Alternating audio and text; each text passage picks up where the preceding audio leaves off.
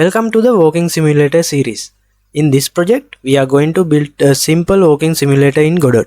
No experience needed, totally beginner friendly. By the end of this series, you will have your own little walking simulator, just like the one you see here. Here's what we are going to learn.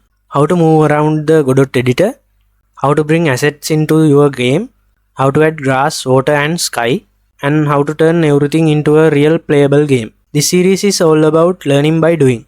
We will keep things simple. Coding heavy stuff will come in the later tutorials.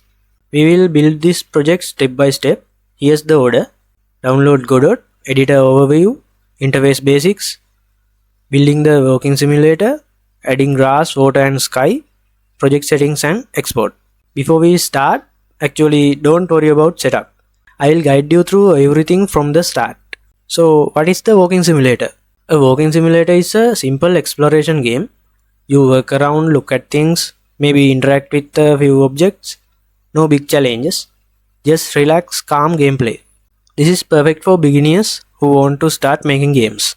Alright, we know what's coming. So let's start building our walking simulator.